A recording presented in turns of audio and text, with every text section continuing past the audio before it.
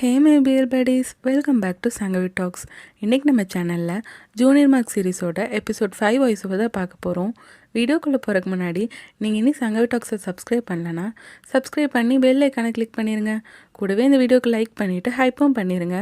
அப்போ தான் இந்த வீடியோ நிறைய பேருக்கு ரெக்கமெண்ட் ஆகும். இந்த எபிசோடோட ஸ்டார்டிங்கில் லாஸ்ட் எபிசோடில் யூவும் நார்த்தும் கிஸ் பண்ணியிருப்பாங்கல்ல, நார்த்துக்கு ஃபீலிங்ஸ் இருக்கான்னு தெரிஞ்சுக்க. அந்த மாதிரி கிஸ் பண்ணிகிட்ருக்க நார்த் ஃபஸ்ட்டு வெக்க தான் படுறான். ஆனால் யூ கிட்ட அவனை திட்டிட்டு போகிறான், எனக்கு மேலே சுத்தமாக ஃபீலிங்ஸே வரலன்ட்டு. அப்புறம் யூவும் சிரிச்சுட்டு உன்னை மறுபடியும் என்னை லவ் பண்ண வைப்பேன்னு சொல்லிகிட்டு இருக்கான்.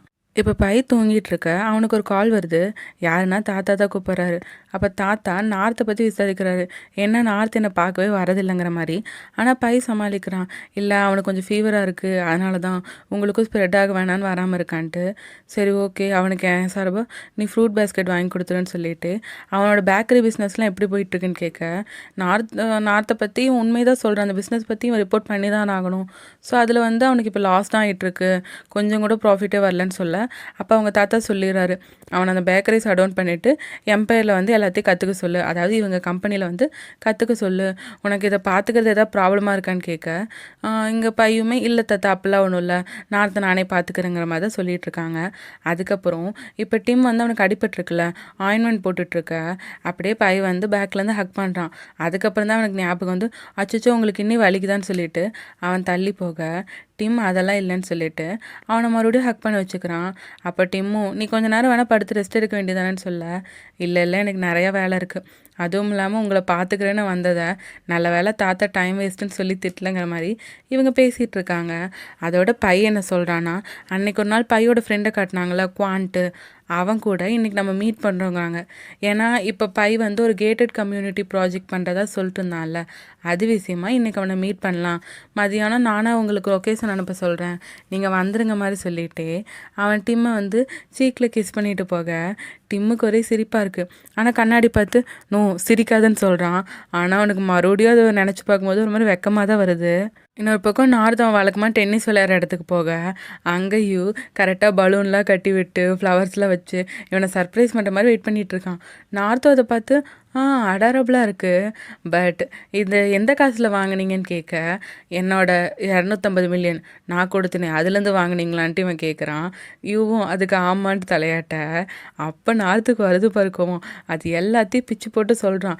சப்போஸ் எனக்கு மட்டும் உன்னை பற்றி முன்னாடியே தெரிலனா இந்த ட்ரிக் ஒர்க் ஆகிருக்கும், இப்போ இதெல்லாம் ஒர்க் ஆகுதுன்னு சொல்லிட்டு எல்லாத்தையும் அடித்து வச்சுட்ருக்கான்.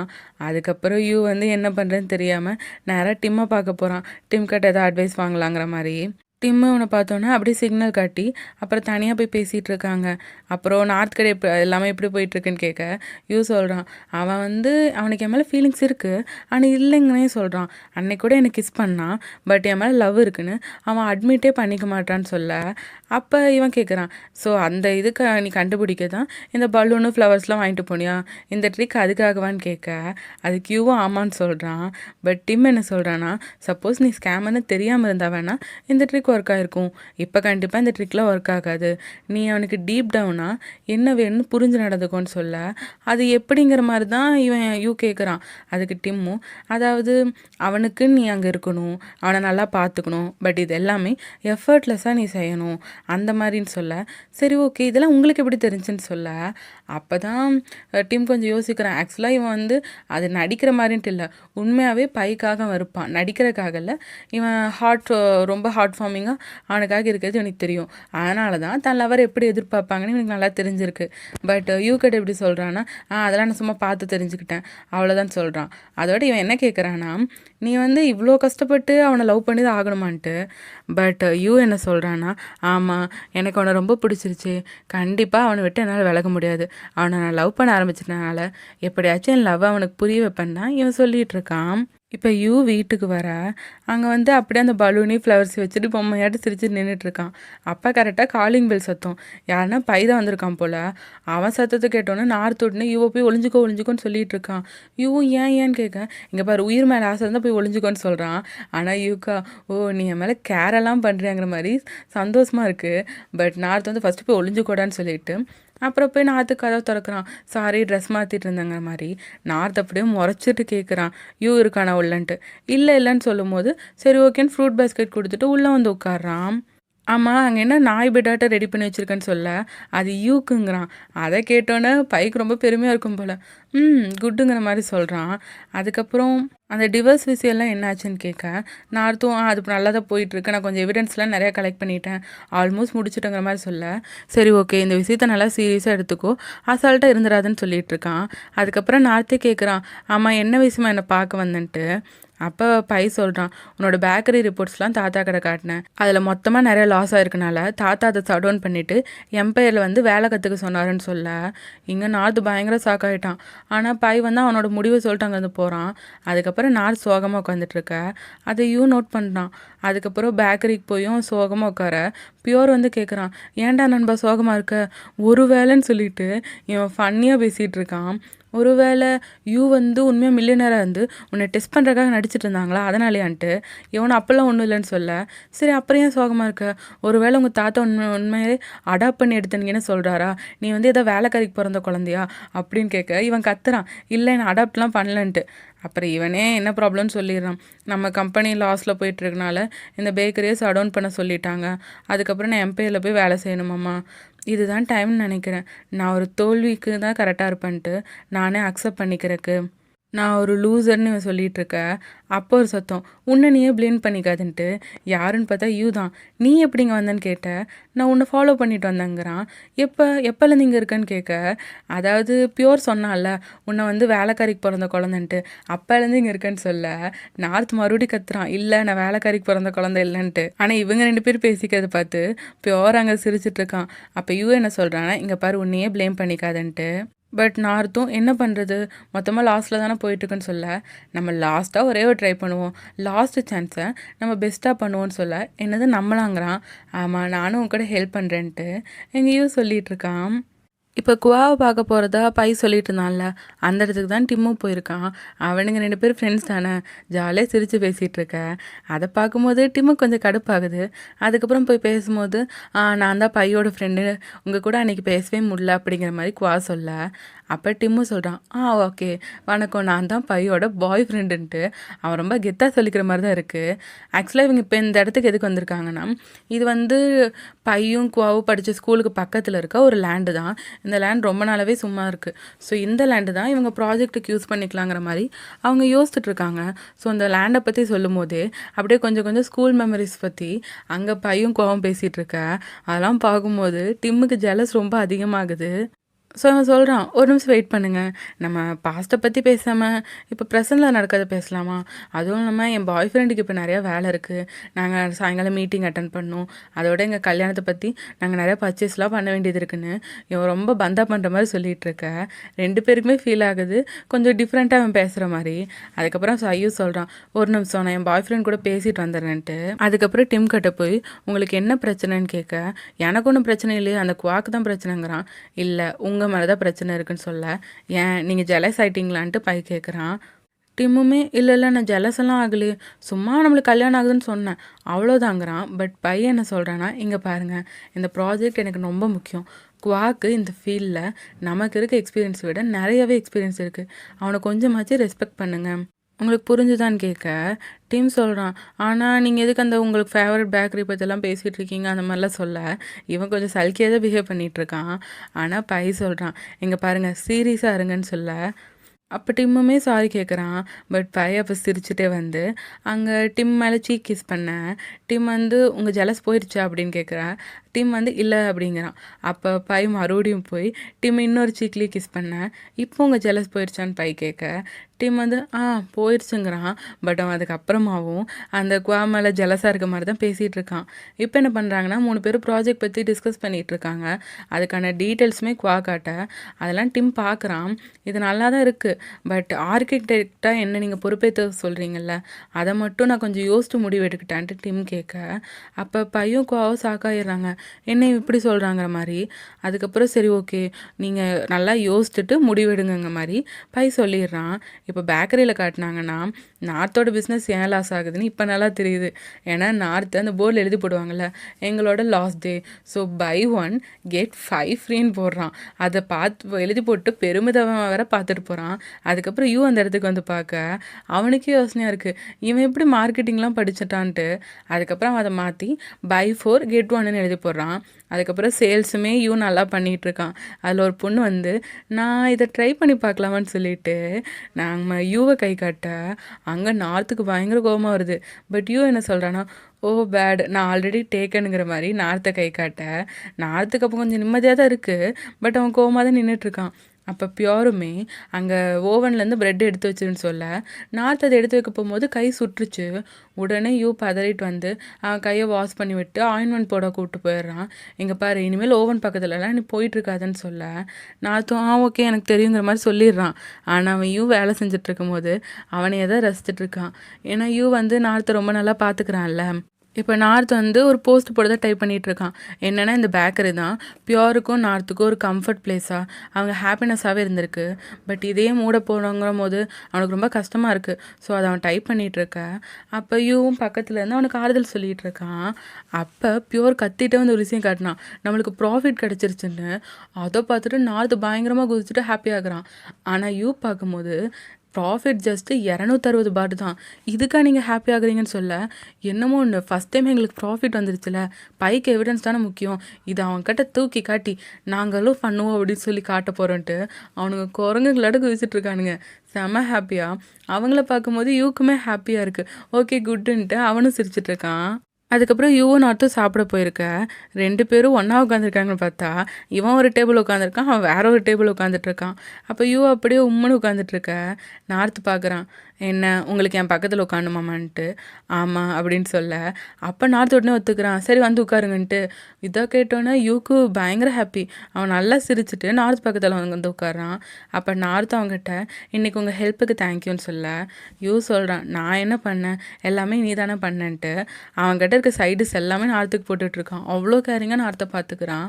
அதுக்கப்புறம் எல்லாம் சாப்பிட்டு முடிச்சதுக்கப்புறம் நார்த் சொல்கிறான், எனக்கு ரொம்ப டயர்டாக இருக்குது, இனி பேக்கரிக்கு போய் வண்டி எடுத்துகிட்டு போகணுமா, என்னால் நடக்க முடியாதுன்ட்டு. அப்போ யூவு யோசிச்சுட்டு ஒரு ஐடியா பண்ணிட்டான். என்னன்னா அவன் டக்குன்னு ஒரு ஸ்கூட்டி ரெடி பண்ணிட்டு வந்திருக்கான்.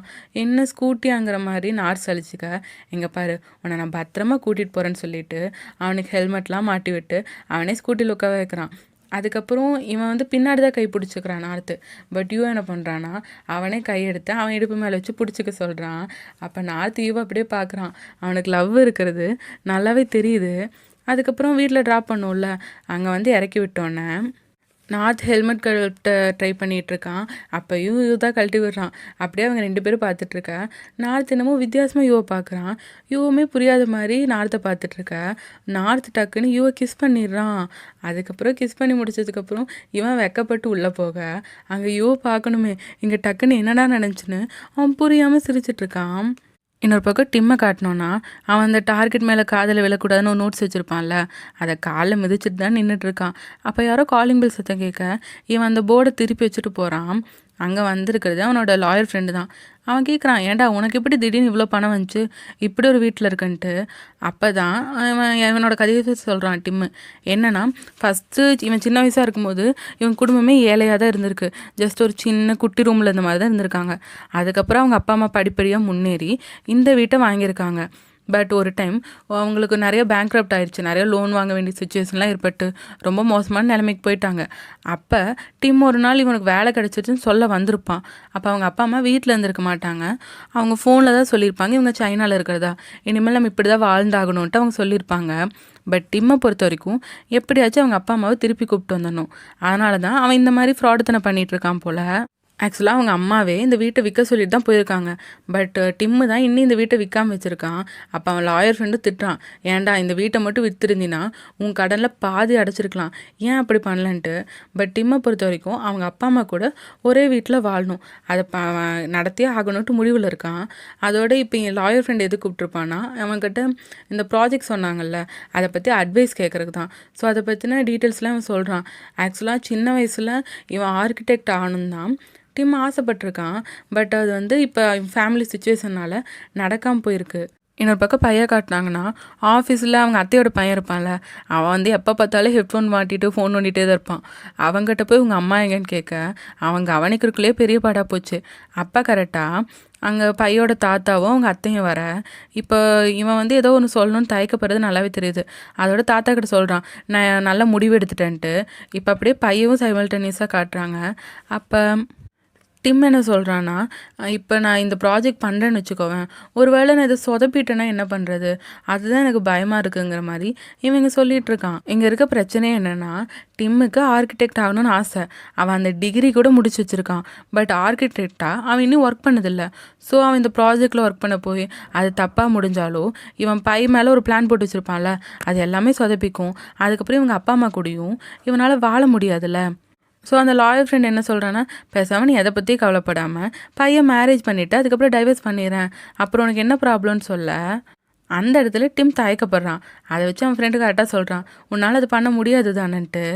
இப்போ டிம் சோகமாக அவனோட வீட்டில் உட்காந்துட்ருக்க. அப்போ பை வரான். ஏன் தனியாக உட்காந்துட்ருக்கீங்க, என்னாச்சுன்ட்டு. என்கிட்ட நீங்கள் எதுனாலும் சொல்லுங்கன்னு சொல்ல, டிம் அதெல்லாம் ஒன்றும் இல்லைங்கிறான். அதுக்கப்புறம் டிம் பைக்கிட்ட கேட்குறான், ஏன் ஒர்க் லோட் அதிகமாக டயர்டாக இருக்கன்ட்டு. அப்போ பை சொல்கிறான், இன்றைக்கி தாத்தா வந்திருந்தாரு, அவர் கூட நான் பெரிய சண்டை போட்டேன்ட்டு. என்னென்னா இப்போ அவங்க தாத்தா கூட பேசினதை காட்டுறாங்க. என்னென்னா அவங்க தாத்தா கிட்ட அவன் சொல்லியிருப்பான், இவனுக்கு வந்து இந்த சிஇஓ பதவி வேணாம், இதுலேருந்து நான் குவிட் பண்ண போகிறேன், எனக்கு என் லைஃப்பை தனியாக வாழணும் தான் ஆசைன்ட்டு. பட் அதனால் கான்சிக்வன்ஸ் நிறையா வரும்ல. இந்த பை தான் இதில் அடுத்த சிஇஓவாக இருக்க போகிறாங்கிற மாதிரி தான் இவங்க எல்லாம் முடிவு பண்ணி வச்சுருக்காங்க. பட் அது இல்லைங்கும் போது நிறைய ப்ராப்ளம் ஆகும், நான் அதுக்கு ஒத்துக்கவே மாட்டேங்கிற மாதிரி தாத்தா சொல்லியிருப்பாங்க. பட் பையோ, இல்லை நான் டிம் கூட ஒரு கேட்டட் கம்யூனிட்டி ப்ராஜெக்ட் பண்ண போகிறேன், அதை வந்து செப்பரேட் பிஸ்னஸாக என் பாக்கெட்டில் இருக்க மணியை வச்சு நான் பண்ணணும் ஆசைப்பட்றேன்ட்டு பை உறுதியாக சொல்லியிருப்பான். பட் இவன் பேசுகிறத பார்த்துட்டு அவங்க அத்தைக்காரிக்கு தான் ரொம்ப ஹாப்பி இந்த சண்டேல. அப்போ பையன் என்ன சொல்கிறான்னா, நான் டிம் கூட இதை பண்ணி ஆகணும்னு சொல்ல, அவங்க தாத்தாவும், ஓ அப்படியா, சரி ஓகே, உங்கள் 2 பேருக்கு ஆல் தி பெஸ்ட்னு சொல்கிறாரு. பட் அவர் ரொம்ப கோவமாக தான் சொல்கிறாரு. இப்போ டிம் வந்து அவன் நடந்ததை யோசிச்சு பார்க்குறான். என்னென்னா அவன் ஃப்ரெண்டு சொல்லியிருப்பான், நீ உன்னோட ரூல்ஸ் எல்லாத்தையுமே கீழே போட்டில்ல, நீ அவனை எப்போயோ லவ் பண்ண ஆரம்பிச்சிட்ட, பட் அது எப்போ தான் நீ அட்மிட் பண்ணிக்க போகிற, எங்கள் பாருன்னு சொல்லிட்டு அந்த போர்டு அப்படியே அவன் திருப்பி வச்சிருந்தால அதை மறுபடியும் அவன் திருப்பி வச்சுட்டு சொல்கிறான், நீ அட்மிட் பண்ணிக்கிற பட்சத்தில் இந்த பிளான் எல்லாமே யூஸ்லெஸ்ஸாக தான் போகணும், நீ வந்து ஒரு புதிய பிளானாக தான் போடணுன்ட்டு. ஸோ இப்போ டிம்மை காட்டினாங்கன்னா அவன் வந்து அப்படியே ரொம்ப கேரிங்காக தான் பையன் கேட்குறான். சரி அப்புறம் என்னங்கிற மாதிரி. அப்போ பையன் சொல்கிறான், எனக்கு இந்த மேனேஜ்மெண்ட்டை தாண்டி வேறு எதுவுமே தெரியாது, என்னை பொறுத்த வரைக்கும் நம்ம கல்யாணம் பண்ணிவிட்டு ஒரு ஃபேமிலி ஆரம்பிக்கணும்னு சொல்லிட்டு அவன் டிம்மோட கையை பிடிச்சிக்கிட்டான். அதோட எனக்கு இந்த ப்ராஜெக்டை உங்கள் கூட பண்ணியே ஆகணும்னு சொல்கிறான். இப்போ டிம் கிட்ட அவன் ஃப்ரெண்டு சொல்லியிருப்பான், ஒன்று நீ உன் ஃபேமிலி சூஸ் பண்ணும், இல்லைனா பை கூட புது ஃபேமிலி ஆரம்பிக்கணும், இல்லைனா 3வது ஆப்ஷனாக நீ 2 பேரையுமே சூஸ் பண்ணலான்னு சொல்ல, அப்படியே டிம் வந்து அங்கே நிறையா நோட்ஸ்லாம் ஒட்டி வச்சுருப்பான்ல அவன் பிளானுக்கு, அது எல்லாத்தையும் எடுத்து போட்டு எரிக்கிறான். அவன் கம்ப்யூட்டரில் இருக்க நிறையா விஷயத்தை டிலீட் பண்ணுறான். அப்படியே இங்கே டிம் பேசுகிறதையும் காட்டுறாங்க, அங்கே நடந்தது தான் சைமல்டேனியஸாக காட்டிகிட்டு இருக்காங்க. ஸோ டிம் வந்து பைக்கிட்ட கேட்குறான், உனக்கு பயமாக இல்லையா, ஒரு வேளை இதெல்லாம் ஒர்க் அவுட் ஆகாமல் போயிடுச்சுன்னா, நீ இது வரைக்கும் கஷ்டப்பட்டு சம்பாதிச்ச எல்லாமே லாஸில் போயிடுச்சுன்னா என்ன பண்ணுவேன்ட்டு. பட் பையோ, அப்படி எல்லாமே லாஸில் போனாலும் என் கூட நீங்கள் இருப்பீங்கள்ல, நான் எப்பயும் உங்களை தான் சூஸ் பண்ணுவேன்னு சொல்ல, அப்போ டிம்மும் யோசிச்சுட்டு சொல்கிறான், ஆனால் நானுமே உன்னை தான் சூஸ் பண்ணுறேன்ட்டு. இப்போ அப்படியே அந்த நடந்தது காட்டினாங்கன்னா, இவன் அந்த போர்டில் இது வரைக்கும் பிளான் தானே போட்டு வச்சுருப்பான். இப்போ அந்த போர்டில் டிம் பையோட ஹோம் ப்ராஜெக்ட்னு போட்டு வச்சுருக்கான். அதோட இப்போ பைக்கிட்ட வேற ஒத்துக்கிட்டான்ல, அதை கேட்கும்போது பைக்கு அவ்வளோ ஹாப்பினஸ். அவன் அப்படியே குழந்தையாட்ட சிரிச்சுட்டு டிம்மை ஹக் பண்ணிகிட்டே சிரிக்கிறான். நான் அவங்கள ரொம்ப லவ் பண்ணுறேன்னு சொல்ல, அப்போ டிம்மும் நானும் உன்னை லவ் பண்ணுறேன்னு சொல்கிறான். இப்போ அடுத்த நாள் காலையில் பார்த்தீங்கன்னா, எனர்ஜெட்டிக்காக நார்த்தோட முன்னாடி நிற்கிறான். அவன் நல்லா நார்த்துக்கிட்ட பேச பார்க்குறான்.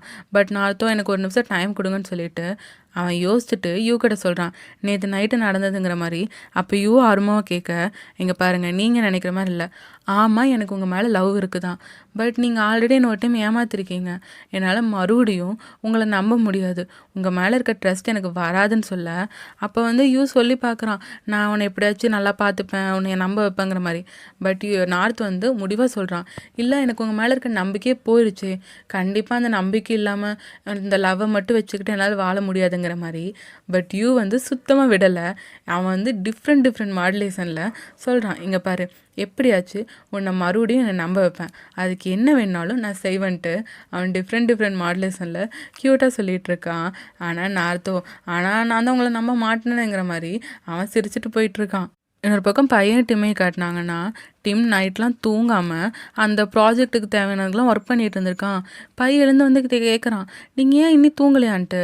அப்போ டிம்முமே, இல்லை நான் ரொம்ப எக்ஸைட் ஆகிட்டேன் இதை பண்ணுறதில்ல, அதான் இதெல்லாம் எழுதிட்டுருக்கேன்னு சொல்லிகிட்டு இருக்கான். அப்போ பையன் அவனை ரசித்து பார்த்துட்டு, நீங்கள் ஒர்க் பண்ணுறதை பார்க்கும்போது ரொம்ப கூலாக இருக்குன்னு சொல்ல. அப்போ டிம் கேட்குறான், ஓ அப்படியா, உன்னை பார்க்குறக்கும் ரொம்ப அடாரபிளாக இருக்குன்னு. அதோட அவன் கட்ட, உனக்கு இன்னைக்கு நேரத்தில் வேலைக்கு போகணுமான்னு கேட்க, இல்லைங்கிறான். சரி ஓகேன்னு சொல்லிவிட்டு அவன் ரொமான்ஸ் மூடுக்கு இறங்கிடுறான். அவங்க 2 பேரும் ரொமான்ஸ் பண்ணிகிட்டு இருக்க இந்த எபிசோட் முடியுது. இந்த எபிசோட் எப்படி இருந்துச்சுன்னு உங்கள் தாட்ஸை கமெண்ட்ஸில் சொல்லுங்கள். இந்த வீடியோ உங்களுக்கு பிடிச்சிருந்தா லைக் ஷேர் பண்ணி சப்போர்ட் பண்ணுங்கள். இந்த ட்ராமாவில் வர அடுத்தடுத்த க்யூட் அண்ட் இன்ட்ரெஸ்டிங்கான எபிசோடை மிஸ் பண்ணாமல் பார்க்க சங்கவி டாக்ஸை சப்ஸ்கிரைப் பண்ணி பெல் ஐக்கானை கிளிக் பண்ணிடுங்க. மீண்டும் அடுத்த வீடியோவில் சந்திப்போம். பாய். ஹேமே